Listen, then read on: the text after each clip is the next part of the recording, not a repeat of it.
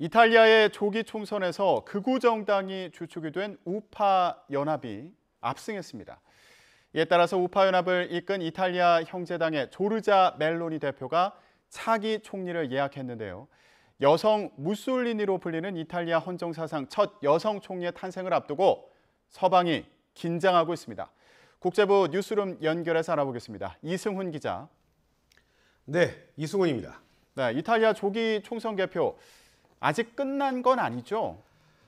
한 20여 곳의 개표가 아직 남아 있는데요. 선거 결과는 달라지지 않을 걸로 보입니다. 그런 걸로 봤을 때 사실상 끝이 났다. 그렇게 보셔도 됩니다. 출구 조사에서 예상했던 그대로 우파 연합의 압승입니다. 상원에서 적어도 112석 그리고 하원에서 235석을 지금까지 확보해서요. 양원 모두 과반 넘겼습니다.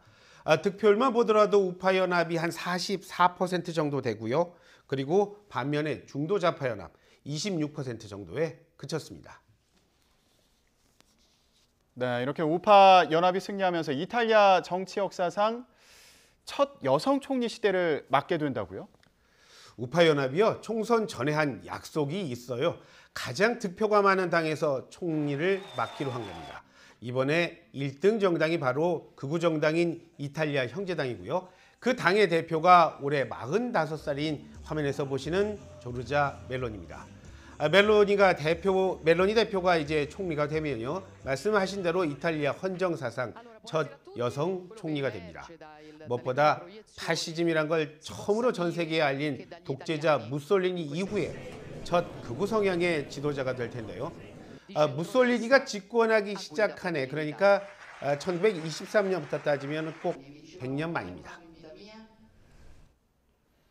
네, 그렇다면 멜로니 총리 애정자가 어떤 인물인지도 알아볼까요? 자신이 워킹맘이고 미혼모란 사실을 숨기지 않아온 인물입니다. 15살 즈음에 네오파시스트, 그러니까 새로운 파시스트 운동을 하겠다는 그런 청년 조직에 가입을 하면서요. 정치에 처음으로 발을 디뎠다고 합니다. 29살에 하원 의원이 됐어요. 또 이탈리아 형제당을 자신이 스스로 지난 2014년에 만들고 그때부터 현재까지 대표 맡고 있습니다. 앞서 2008년이었죠. 31살에 청년부 장관을 맡아서 최연소 장관 기록 세우기도 했는데요. 멜로니가 사실 주목을 받은 건 바로 유튜브 때문입니다. 지난 2019년 10월에요. 동성유거에 반대하는 집회에 나가서 큰 목소리를 낸 적이 있는데 이게 리믹스 버전으로 편집이 됐어요. 그러면서 조회수가 1200만 회를 넘기면서 그때부터 인기 정치인으로 떠올랐습니다. 정말 정치가 생물인 거는요. 그 동영상이 이른바 안티의 작품이었다는 겁니다. 대러시아 체제를 반대한 이런 파시스트 총리의 등장에 서방, 어쩌면 유럽연합이 다시 깨질지도 모른다면서 긴장하고 있습니다. 네. 자, 대러시아 제재 얘기가 나왔으니까 러시아 얘기를 좀 해보겠습니다. 러시아의 한 학교에서 총격 사건이 발생해서 많은 학생이 숨졌다고요? 사건이 난 곳은요. 러시아의 중부입니다. 우르무르티아 공화국의 주도인 이젬스크의 한 학교입니다. 화면에서 보시고 있죠? 한 남자가 학교 경비원을 숨지게 한 뒤에 교실에 들어와서 총을 난사했습니다. 그 과정에서요. 학생 그리고 직원 등 모두 13명이 숨지고 지금까지 21명이 다쳤다는 소식이 들어와 있습니다. 총기를 난사한 사람, 이 학교를 졸업한 34살의 카잔체프라는 사람으로 확인되고 있습니다. 경찰이 진압을 했을 때 현장에서 스스로 목숨을 끊었다는 게 현지 경찰의 발표입니다. 네. 자, 그런데 이번 사건이요. 동원령 반대 시위와는 연관성이 없을까요? 모두가 의심하는 게 또 그 부분은 아닐까 그런 생각이 드는데요. 현지 경찰은요. 그런 말보다는 네오파시스트나 나치 단체 등과의 연관성 여부를 조사하고 있다. 그렇게 밝혔어요. 특히 용의자는 숨진 상태에서 발견이 됐다고 했지 않습니까? 그럴 때 입고 있었던 티셔츠가 있는데 티셔츠에 붉은색의 나치 문양이 있었다고 합니다. 경찰 역시 그 사실 강조하기도 했고요. 확실한 거는요.